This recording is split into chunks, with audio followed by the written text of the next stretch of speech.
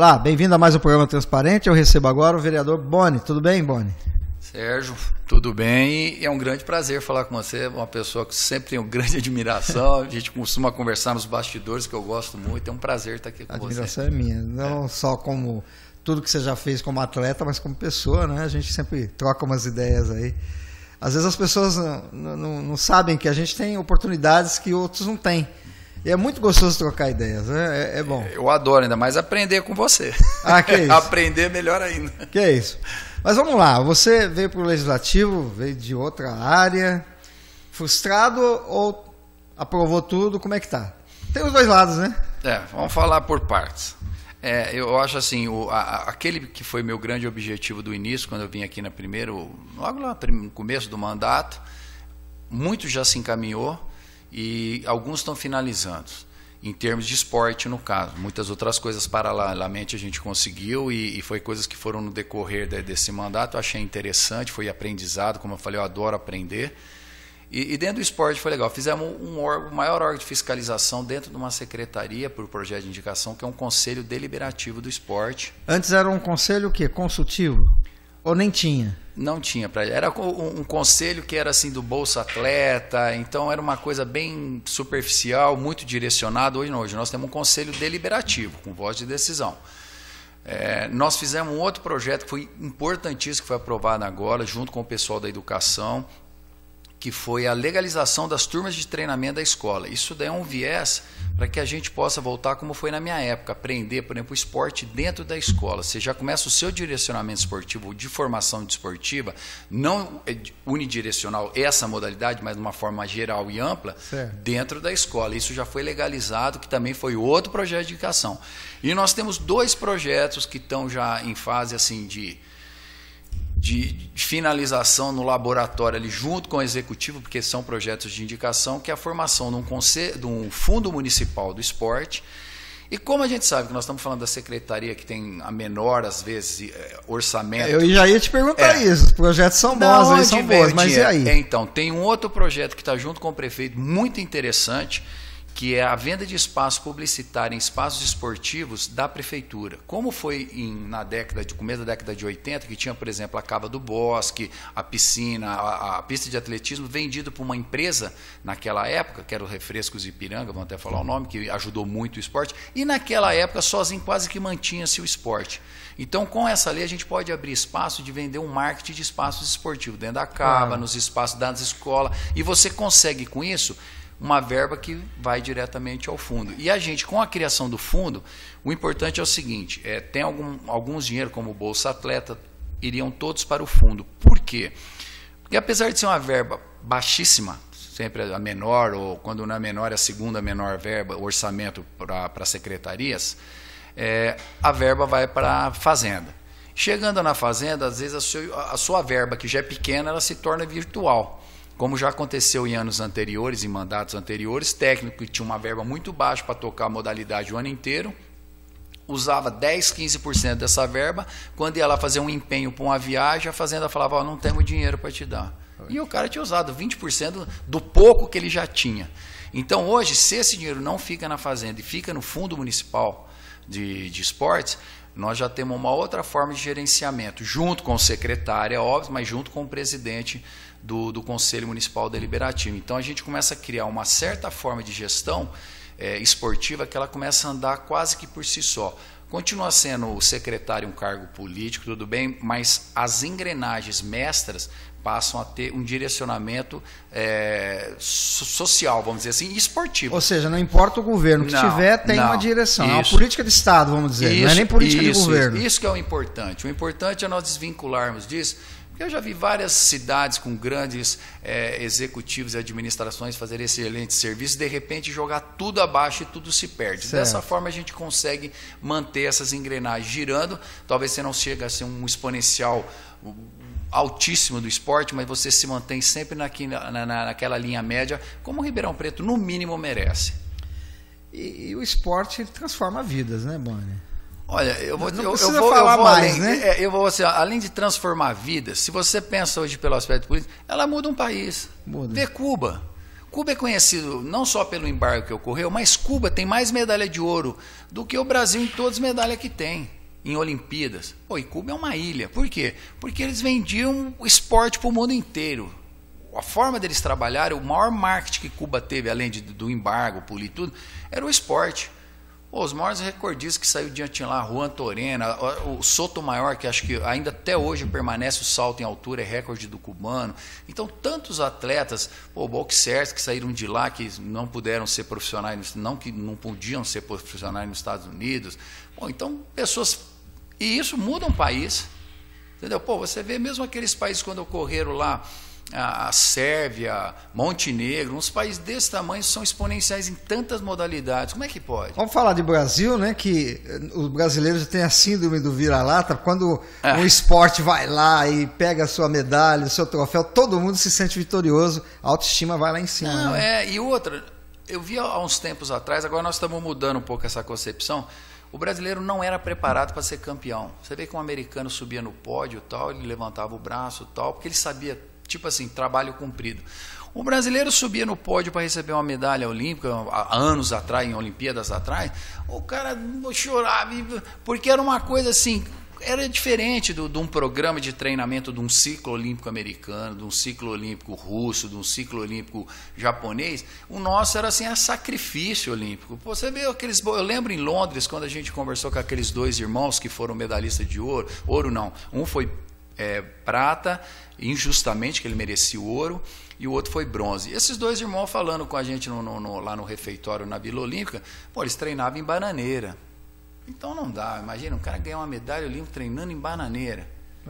Então assim, essas coisas antagonistas que ocorrem dentro do esporte, que no Brasil às vezes nos choca muito, né?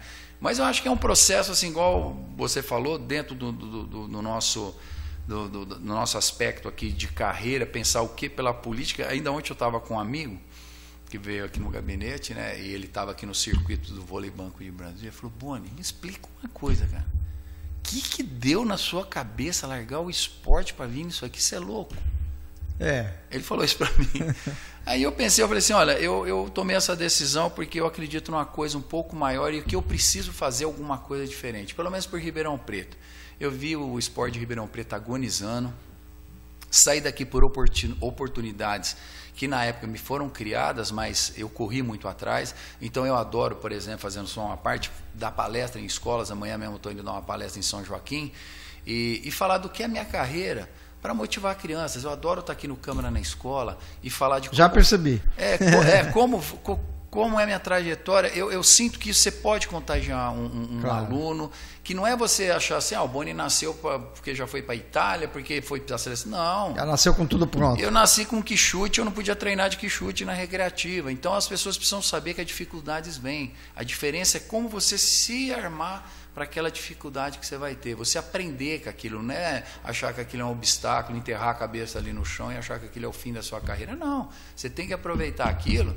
E é como eles brincam, né, Disney, é fazer do limão sua limonada. E eu aprendi isso muito cedo na minha vida. Tá, e aí você chegou aqui no Legislativo e se deparou com uma dificuldade terrível, que era assim, o pessoal trabalhando com papelzinho ainda no RH, as votações. Então, foi o primeiro choque, não? O primeiro choque foi, mas uma coisa que eu faço questão sempre de falar, e você sabe disso, Sérgio, tem uma visão muito pejorativa quando fala-se sociedade e funcionário público. Aí fala da Câmara, você sabe que isso é notório. E você sabe que eu sou uma pessoa que eu faço questão de defender essa casa legislativa, principalmente os ótimos funcionários que tem aqui. Que existem funcionários aqui que sem eles essa Câmara não vai andar. Mesmo com vereador, mas sem esses funcionários essa Câmara não anda. E eu tenho esse reconhecimento e os funcionários, alguns sabem disso, como a gente sabe que tem aqueles não bons funcionários, mas isso é normal em todas as empresas. Né? Mas uma coisa que me chamou a atenção era a forma que realmente você falou, o pessoal trabalhando no tempo da pedra aqui, e foi uma coisa que me chamou a atenção, e foi por incentivo dos funcionários, foi essa troca do software que a gente brigou, e você sabe, nós acompanhamos, para que a gente pudesse trocar o software, não só de gestão administrativa, mas também legislativa. Sim. E a Câmara saiu de uma nota 3 que nós tínhamos, não lembro, de relevância e de transparência, para uma nota 10. Pois é. Então, é uma coisa que eu fiquei muito contente. Era uma das piores câmaras, né? Eu fiquei muito contente de ter sido essa pessoa que intermediou e conseguimos junto à mesa naquele primeiro ano a mudança desse software que deu esse up para a Câmara e facilitando, o retrabalho dos funcionários que tinha um negócio que era refeito 10 vezes, gente, pelo amor de Deus. Então hoje eu acho interessante, porque você vê através das mídias que cada gabinete agora virou um centro de custo. Então aquele que gasta papel precisa saber que o papel tem custo, que o selo tem custo, que a caneta tem custo, e isso cai no gabinete dele. E no final das contas vai cair no gasto desse vereador. E aí o povo vai fazer uma análise, como você foi dentro disso. Eu procuro agir com o meu gabinete igual eu ajo na minha casa. Entendeu? Não só com sair e deixar as luzes apagadas, mas também com uso de folha, com uso de papel, com uso de... Nós vamos falar sobre isso, porque a Câmara é um colegiado e há um consenso, né, do que fazer. Então há uma coisa assim, por exemplo, eu não quero usar o carro, mas o outro pode usar. Só que a gente conversando, você optou, permita-me chamá-lo de você, né? É um prazer, é um prazer. Você optou para dar o exemplo no seu gabinete. Você diz, eu vou colocar a minha visão aqui no meu gabinete. Já que é um colegiado, precisa que todos concordem, eu vou fazer a minha parte aqui, quem quiser me siga. Então vamos falar lá, como é o seu gabinete hoje? Porque às vezes as pessoas não gostam de entrar em site para ver como é que funciona. De quando nós começamos, isso é uma coisa que eu me preocupei desde o início. Como eu sabia e queria que cada gabinete tornasse um centro de custo, então era importante saber, por exemplo, almoxarifado e gabinete. Vou te dar um exemplo. Vamos explicar o que é um centro de custo para as pessoas mais simples. O centro de custo seria assim, como você tem uma empresa e você faz um acerto de conta de tudo que você gasta, desde o copinho que fica na recepção ou do café que você faz numa empresa, nós passamos a ser cada gabinete uma empresa. Então, e eu sou administrador. As contas são separadas. São total. Cada gabinete tem uma conta à parte. Antes era tudo junto. A Câmara gastou 10 milhões. Ninguém sabia onde foi. Não tinha como você saber. Hoje cada vereador gastou tanto. Hoje nós podemos saber o custo, até com a troca do PABX, o custo de cada vereador com o telefone. Aí eu te dou alguns exemplos. Por exemplo, você fala como funciona seu gabinete. Eu, desde o início, apesar de ter aparecido algumas contas no meu gabinete de telefone, e depois que trocou a mesa de PABX, meu telefone realmente caiu na realidade, 0. Porque nós não usamos o telefone da Câmara. Você não usa o telefone da Câmara. Por quê? Porque todos, eu e meus assessores, nós temos celular que tem um provedor ali, uma operadora, que me dá ligações ilimitadas. E, por exemplo, na minha casa mesmo, eu não uso meu telefone fixo. Eu uso o meu celular. Então, por que eu posso fazer? Se eu posso, não é economia, é um gasto desnecessário. Então, mas eu vou fazer uma pergunta. Os seus funcionários e você tem lá a operadora com gastos ilimitados. Mas quem paga essa conta é a Câmara? Não, nós. O telefone... Porque assim, as pessoas pensam que o telefone do vereador é a Câmara que paga. Bem lembrado. Então não, você... É meu telefone pessoal. Quando eu fiz um plano, eu tenho ligações ilimitadas.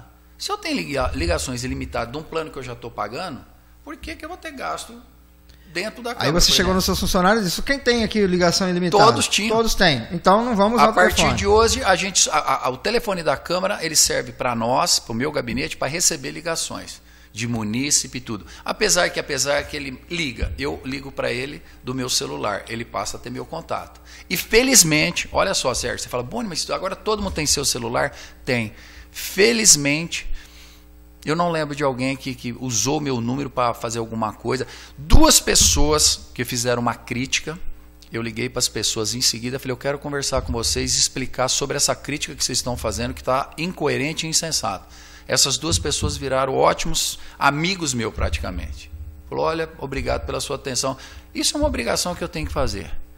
Bom, então lembrando, você que está nos assistindo aqui, que o telefone celular do Boni e dos assessores não são pagos pela Câmara, aliás, de nenhum vereador. Nenhum vereador. É pago tudo pessoal. O que nós temos é o telefone da Câmara. Mas imagina você ligar hoje num telefone fixo para um celular. Você já viu o custo disso?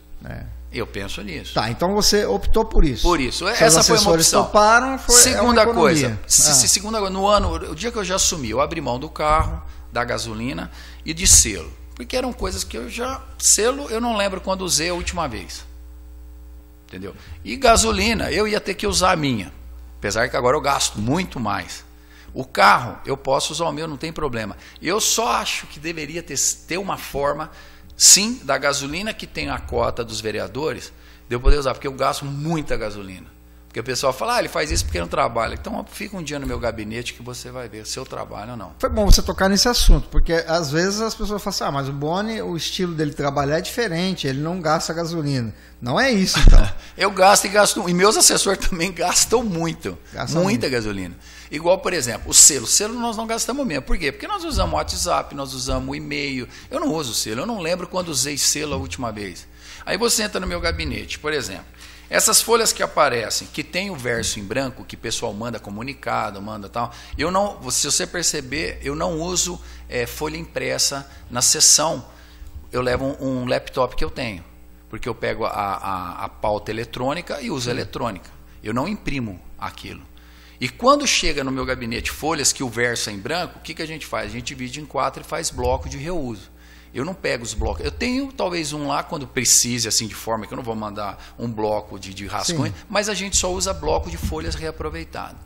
Xerox, no meu gabinete, a gente costuma usar frente e verso, quando não delimitando o dobro na frente e o dobro atrás. Então a gente procura, são coisas que nós fizemos desde o início. Então são coisas que vem vindo devagarzinho, assim como o número reduzido de funcionário. Vamos falar sobre isso. Você tem direito a quantos assessores? O vereador tem direito a 5 assessores e um estagiário. E você tem quantos assessores? Eu tenho 4 assessores. E isso significa, para você falar, um a menos, tal, como a classe que eu pus é o C3, eu vou economizar em média no meu mandato R$500 mil com esse funcionário. Eu ia te perguntar isso já. Você vai economizar no seu mandato, nos 4 anos, R$500 mil. Com um funcionário a menos. Só com o funcionário? Com o funcionário. E com os outros gastos, vocês têm uma ideia de quanto vai economizar em tudo? Ou não fez ainda? O problema só é o seguinte, É. Precisa ver qual que é o parâmetro que você usa de gasto. Se eu pegar o vereador que gasta mais e eu que sou, assim, disparadamente o que gasta menos, aí eu não acho certo. Quando você faz um estudo de média, eu procuro eliminar os 3 ou 4 de baixo, os 3 e 4 de cima, achar a média, e aí eu poderia comparar com esse. Mas eu posso te garantir uma coisa, que nenhum chega perto dos meus gastos, quando somado toda essa máquina administrativa. Eu vou te fazer uma outra pergunta. Por que você usa só 4 assessores? Você acha que é o suficiente? Ou é o seu trabalho que se adapta a isso? Então, aí você falou a palavra. Se o meu trabalho se adapta a isso. Primeiro ano, eu usei 5 assessores e abri mão de estagiário. Aí eu vi que dentro da dinâmica que eu poderia implantar dentro do meu gabinete, eu fiz o seguinte, tirei um funcionário, um comissionado meu, que você sabe é um custo alto, vamos pensar assim, quando comparado ao estagiário, que ganha 700, 800 reais, certo. E eu peguei um estagiário. E eu vi que o estagiário, ele supre toda a necessidade que aquele meu assessor tinha, em demos assim, e num custo menor. Hoje eu tenho uma estagiária no meu gabinete, a menina toda responsável da minha parte de marketing visual, a menina é excelente, é uma menina que eu estou dando uma tremenda oportunidade para ela, porque ela está estudando, e é uma pessoa que eu tenho certeza, do jeito que ela trabalha, ela vai ter uma carreira diferenciada. Então, eu vi que essa garota supriu um assessor meu. E ela suprindo, eu economizo, como eu te falei, vai dar perto de R$500 mil dentro desse funcionário a menos. E eu consigo, é sacrificante, não é fácil, 4 funcionários, mas você consegue tocar um gabinete, sim. Okay. Mas pode estar certo, que a correria aumenta. Bom, em épocas aqui, agora vocês estão no anexo, já um prédio melhor, né? Mas quando vocês estavam aqui, você fez a reforma do seu gabinete também por sua conta. Eu fiz 4 pinturas. Você mudou 4 vezes? Foi. O que aconteceu? Quando vamos fazer uma recapitulação. Eu gosto dessas coisas, para mim tudo foi muito aprendizado. Quando nós fomos eleitos, e eu lembro que dia 1º, no dia 2, nós nos reunimos na sala de comissões para fazer a distribuição de carro, gabinete, e eu subi no púlpito e falei, eu nunca vi uma coisa tão deprimente. Para mim foi deprimente participar daquilo. Separação de gabinete, carro, as justificativas mais absurdas, tal. E eu lembro que na época o coordenador administrativo, o Dr. Milton, ele falou, nossa, nós vamos ter um problema, que falta um gabinete. Eu falei, não, você não tem problema, pode deixar eu sem gabinete até vocês arrumarem, porque pelo que eu estou vendo aqui, né, deixa eu sem gabinete. E eu fiquei na sala de comissões por 2 meses. Só que depois começaram as atividades, eu falei, eu preciso de um canto. Não falei, não quero um gabinete, preciso de um canto. Foi onde depois removeram a sala de Xerox e eu fui para lá. Então eu pintei lá. E fiquei lá. Arrumei do jeito que eu queria, um lugar simples, mas bem arrumadinho. E você foi lá e era um lugar... Eu me sentia aconchegante, era um lugar gostoso. Uma sala... Teve a participação da esposa, né? É óbvio, sempre, né? Sempre. A aprovação final... Não podemos deixar aqui de falar, né? Não, a dona Miriam não pode ficar de fora, que ela, minha esposa, é peça fundamental do meu caminhar. E aí nós estávamos ali, e aí vagou, porque um vereador, ele foi afastado. E como eu estava iam chamar outra, eu falei, nada mais justo que eu sair dessa sala e ir para um gabinete. Claro. Aí novamente eu fui para aquele gabinete. Então eu comecei na sala de comissões, aí eu fui para a sala que era de xerox, depois eu fui para a sala desse gabinete, aonde era de um outro vereador, que também eu pintei, arrumei, e a decoração, a lá minha esposa, a dona Miriam. Claro, e ficou, também você conheceu e você viu que ficou bem gostoso. Depois aconteceu que o vereador foi voltar. Aliás, deixa eu fazer um parênteses aqui, a sua esposa é muito querida aqui, toda vez que ela vem aqui, ela é muito bem recebida, o pessoal fica assim muito satisfeito quando ela vem aqui, venha mais vezes, viu? E ó, se ela vem aqui é porque ela gosta, ela não vai forçada em lugar nenhum, e as pessoas que ela demonstra carinho, que você sabe quais são, você é uma delas também, ela é muito espontânea e autêntica. Então... Todo o pessoal aqui da comunicação gosta muito quando ela vem, viu? Que bom. E aí, quando eu fui nesse gabinete que era do antigo vereador, e o antigo vereador voltou, ele falou, eu gostaria de pegar meu gabinete de novo. Eu falei, tudo bem, mas por favor, então arruma novamente a sala de xerox para mim, porque eu vou voltar para lá. Aí voltei para a sala de xerox. E aí, então foi comissões, xerox, o outro gabinete, voltei para ali. E depois teve o novo prédio, né, onde a gente mudou. E eu particularmente, eu te digo assim, eu acho ele muito frio. Né? Eu acho um ambiente frio. Assim, então, faz uma semana e meia atrás, eu fiz uma reunião com meus assessores e eu entrei na sala onde ficam meus assessores. Eu falei, essa sala está mais fria do que já é frio. Então nós precisamos botar quadro, a gente precisa ter, porque a gente convive aqui dentro. Aí convocou a esposa de novo. Os quadros estão lá para pendurar, onde que ela vai falar para pendurar. O meu gabinete ela já arrumou tudo, tá? Então é um lugar que a gente tenta fazer aconchegante ali, para as pessoas irem ali, se sentir confortavelmente, mas a estrutura do prédio, eu acho ela fria. Você mesmo sabe, aqui eu estava, quantas vezes eu vim aqui diretamente lá, parece que fica uma coisa mais isolada. Fica isolado. Mais então, formal. Isso, eu detesto essa palavra, formal. É igual você tratar uma pessoa por formalidade, eu acho isso assim, o fim do relacionamento humano, mas infelizmente tem pessoas que... Ô Boni, por falar nessa formalidade, a gente vê, as pessoas vêm aqui, pessoas simples, né? E vem com um chapeuzinho na mão, pedir, implorar para vocês algumas coisas que são direitos delas. E a gente vê que a máquina não funciona. Por exemplo, quando a água não chega, ou quando há um buraco na casa, a pessoa faz lá uma reclamação. Vocês sofrem muito com isso, não? Então, eu sofro. Na verdade, tudo que acontece assim me chama atenção, mas eu procuro sempre, você sabe disso, você me acompanha na câmera na escola. Uma coisa que me despertou é assim, quando uma mão fica balançando para um lado, olha o que está acontecendo com a outra, para você entender os dois lados, que normalmente a gente vai sempre pelo foco de atenção. Tem muitas pessoas que vêm aqui e pedem coisas assim que, reparo, extração de árvore está acabando com a casa da pessoa e você vê que a pessoa está desesperada. E é claro que tem aqueles que eu sei que vêm aqui de gabinete em gabinete. Sim. Então tem todos os tipos. Né? Tem todos os tipos. Mas eu acho, o que me chamou mais a atenção e me preocupa, Sérgio, com o vínculo que a gente começou a ter e conversar, imagina você, boas pessoas, amigos seus, chegando e desabafando assim situações que você fala, como que eu posso ajudar essa pessoa? E isso tá me assustando, porque muitos amigos meus assim que jamais eu pensei que eles iriam ter coragem, que às vezes você precisa ter coragem de se abrir até com um amigo, né? Claro. Desabafar uma situação ruim. E isso me chamou muita atenção, amigos assim de infância, do coração. E eu falo, para chegar nessa situação dele ter essa iniciativa, eu imagino a situação que a pessoa tá. Assim como alguns, quando você falou, munícipe que chega aqui, vereador, pelo amor de Deus, me ajuda nisso, olha como é que está a minha situação. E o que me acha interessante é quando chega uma pessoa e ela vem direto em você, e ela sai e vai embora.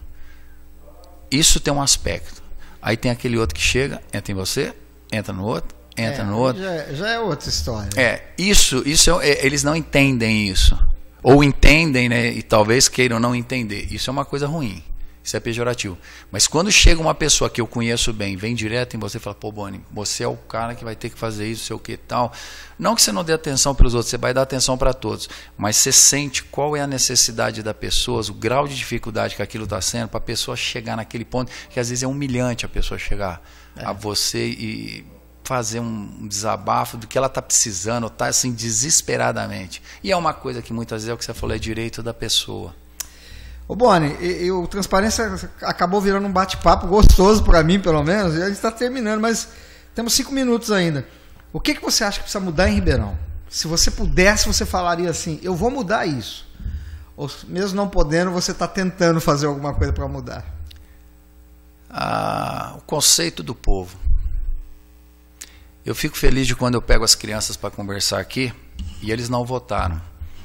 E eles... O perfil que eles têm em análise de político, você sabe qual que é, são pessoas corruptas, pessoas desonestas, pessoas que roubam, e de uma visão que vem que a mídia massifica, claro, ou que infelizmente os péssimos políticos exemplo, né? Passam como exemplo, e o que eu queria é que realmente eles entendessem também que tem políticos bons. Um dia eu gostei que um garoto, eu falei assim, todo político para completar a frase. Ele virou e falou assim, não é todo. 99%, porque tem 1%. Ainda tem uma esperança, olha. O garoto falou isso e eu falei, é verdade, eu preciso mudar minha frase. Então tem gente boa e nós precisamos acreditar nisso. Agora, quem que colocou os 99% aqui? O próprio povo, né? Com quais interesses? Normalmente, eu posso te falar, se 99% que nós temos são políticos ruins, é porque 90% da nossa população vota errado e pior, vota por interesse próprio. Eu não canso de falar quantas pessoas que entram no meu gabinete pedindo coisa, olhando para o próprio umbigo. Sim. E você convencê-lo que a política pública ainda é melhor do que a populista, que é aquela que eu vou fazer só para você, o cara não aceita. Então hoje o que eu mais gostaria, minha maior vontade que pudesse mudar, o esclarecimento popular. O pessoal não achar que basta você falar, vou votar numa pessoa porque ela usa óculos. Isso não é qualificação. Essa eu gosto de falar também. Bom, nós votamos em você porque você é uma pessoa honesta. Isso eu faço questão de ensinar porque eu vim de um pai operário de classe humilde e meu pai ensinou que honestidade, ética e moral é princípio de qualquer ser humano. Agora o pessoal votar porque não, você é honesto, eu voto em você. Tudo bem, a pessoa tem que ser honesta, tem que ser ética, mas tem que saber ler e escrever, tem que ter um passado. Olha o passado de qualquer político que você vai saber como ele é. Você vai saber como ele era na família, como ele foi em outros trabalhos, como ele foi com os amigos. Você vai saber se essa pessoa vai ou não ser um bom administrador. Tem vários aspectos, então não é apenas achar mesmo ser honesto. Tudo bem, mas vamos ver todos os outros quesitos. Então o que eu quero e gostaria o quê? Um melhor esclarecimento da nossa população.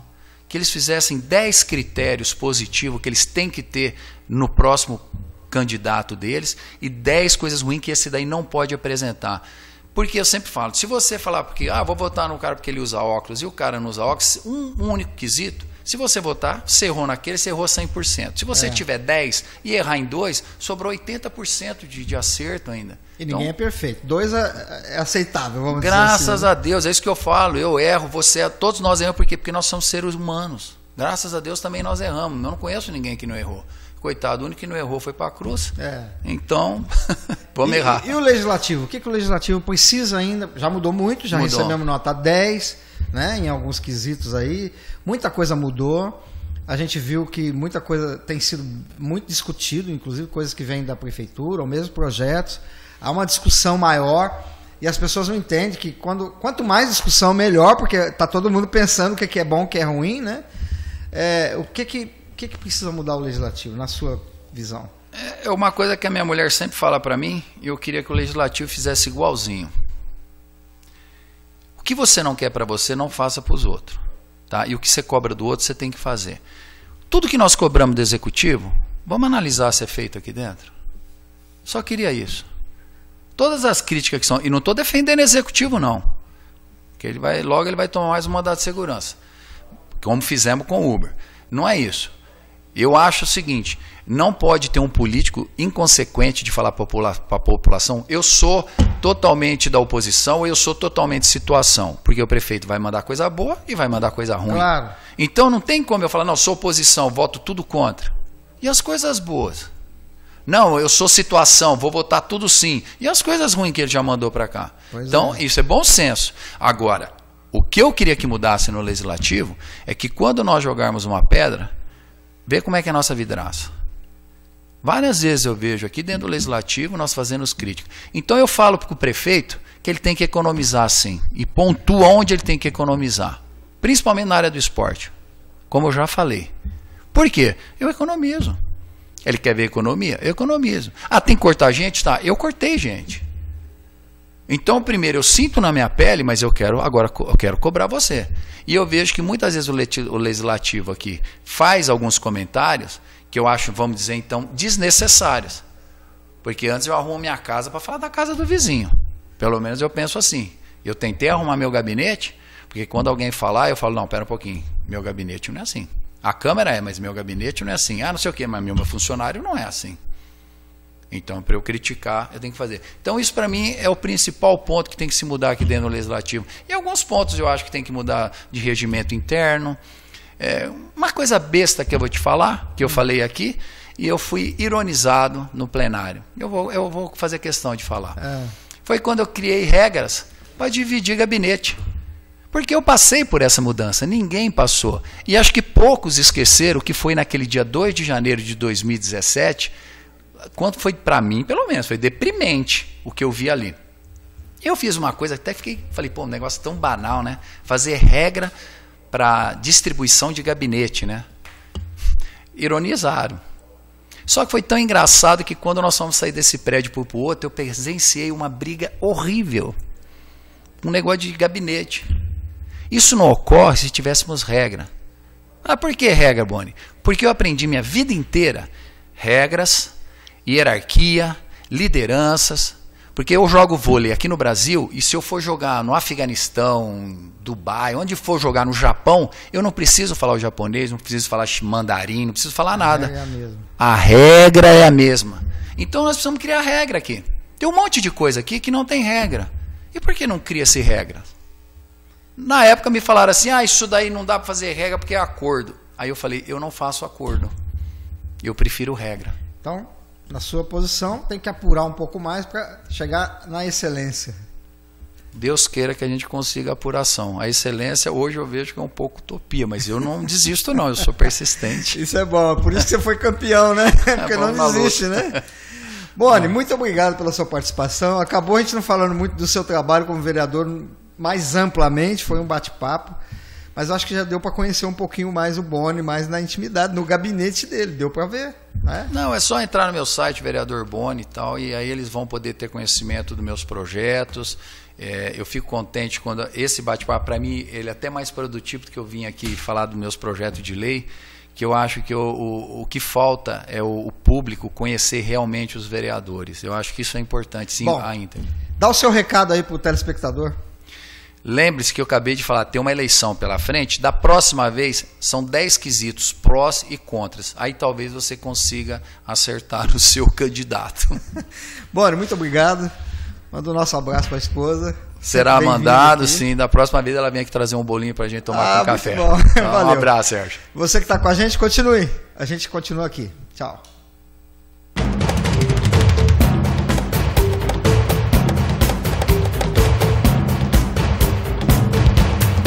Oh,